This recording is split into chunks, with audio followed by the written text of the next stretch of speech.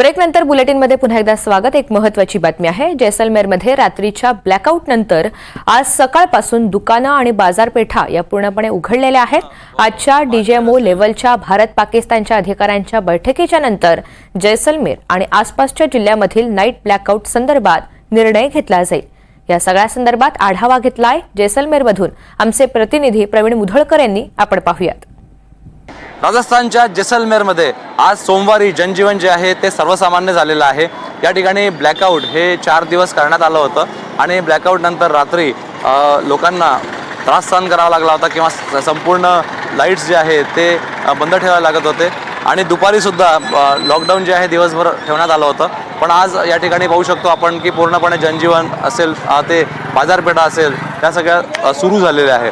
त्यामुळे आता 12 वाजता डीजीएमओ लेव्हलच्या अधिकाऱ्यांची बैठक आहे। भारत पाकिस्तानचे अधिकारी त्या बैठकीमध्ये असतील आणि त्या बैठकीनंतर कळेल की भारत पाकिस्तानच्या शस्त्रसंधीनंतर काय परिस्थिती आहे। त्यामुळे पाकिस्तानच्या वतीनं बाडमेर असेल, जैसलमेर असेल, श्रीगंगानगर असेल या ठिकाणी काही ड्रोनच्या हालचाली या शस्त्रसंधीनंतर सुद्धा पाहायला मिळाल्या होत्या। त्यानंतर पाकिस्तानच्या भूमिकेकडे लक्ष लागलेलं आहे। त्यामुळे सध्या तरी तणावपूर्ण शांतता आहे सीमावर्ती भागामध्ये आणि 4-5 जिल्हे जे या ठिकाणी जनजीवन जे आहे ते आता सर्वसामान्य या ठिकाणी झालेलं आहे। काही लोक आपल्या सोबत आहेत, त्यांना विचारूया की सध्या त्यांची या ठिकाणी काय त्यांची प्रतिक्रिया जाणून घेऊया। ये बताइए, जनजीवन सामान्य हो गया आज और पिछले 3-4 दिन आपको इस तरह से दोपहर का लॉकडाउन का भी सामना करना पड़ा और रात का तो ब्लैकआउट था ही। 3-4 दिन से पल पल अपडेट चेंज हो रहे थे। एक बार बंद हो रही थी दुकान, एक बार खुल रही थी और रात को पूरा मतलब ब्लैकआउट था 3-4 दिन से। आज थोड़ी सामान्य स्थिति हो रही है। सुबह 6 बजे के बाद में लोग घरों से बाहर भी निकल रहे हैं और अभी हमारे यहाँ का टूरिज्म है वो तो पूरा ख़त्म हो चुका है। सब लोग लौट चुके हैं और यहाँ के मतलब आम नागरिक और लोकल नागरिक है सब, और अभी दिनचर्या वापस पटरी पे आ रही है धीरे धीरे। आप बताइए, रोज यहाँ पे ये स्थिति पहलगाम हमला होने से पहले कितने लोग आते थे और वो टेंशन जो है पहलगाम के बाद जो हमला हुआ यहाँ पे सीमावर्ती इलाके में हमला हुआ, क्या स्थिति बदल गई है अभी? जी सर, टूरिस्ट वगैरह तो कम हो गए हैं। 2-3 दिन से पहले यहाँ ब्लैकआउट था, अब 2 दिन से थोड़ी राहत दी है।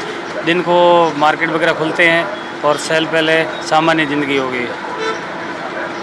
क्या लगता है पाकिस्तान जिस तरह से सीज फायर हुआ है, सीमावर्ती इलाके में रहते हैं आप, आपने आवाज़ सुनी 3-4 दिन तो यहाँ पे ड्रोन की आवाज़ आई, मिसाइल तक गिरी आपके यहाँ से 3-4 किलोमीटर दूर। क्या लगता है पाकिस्तान शांत रहेगा? अब नहीं रहेगा सर, भारतीय सेना मारेगी उसको, सेना पे भरोसा हमें तो। आपण पाहू शकतो शस्त्रसंधीनंतर सुद्धा या ठिकाणच्या काही भागांमध्ये आवाज ड्रोन सदृश्य हे आले होते। त्यामुळे पाकिस्तानवरती विश्वास ठेवणं तसं अवघड आहे असं संरक्षण तज्ज्ञांनी, माजी सैन्याधिकाऱ्यांनी म्हटलेलं आहे। त्यामुळे सामान्य नागरिक या ठिकाणी त्यांना सवय झाली आहे गेल्या 3-4 दिवसापासून ड्रोनचे आवाज येत आहेत। पण भारतीय सेनेनं ज्या पद्धतीनं S-400च्या माध्यमातून सर्व ड्रोन आणि मिसाईल हे नष्ट केले, त्यामुळे भारतीय सैन्यावरती सगळ्यांना विश्वास आहे आणि कुठल्याही पद्धतीनं ड्रोन किंवा इतर वस्तू या इथे येणार नाही याची त्यांना खात्री है। ये बताइए, ड्रोन एक भी नहीं पहुंचा यहाँ तक और S-400 जो मिसाइल विरोधी यंत्रणा है उसने सारे ड्रोन को नष्ट किया।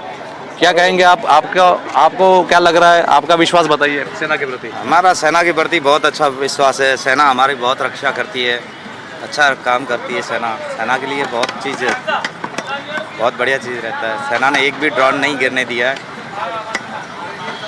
आपण पाहू शकतो जवान अहोरात्र तैनात आहे या ठिकाणी आणि या परिसरामध्ये म्हणजे शहरी भाग सोडला तर इथून 2-3 किलोमीटर दूर सैन्य तैनात आहे।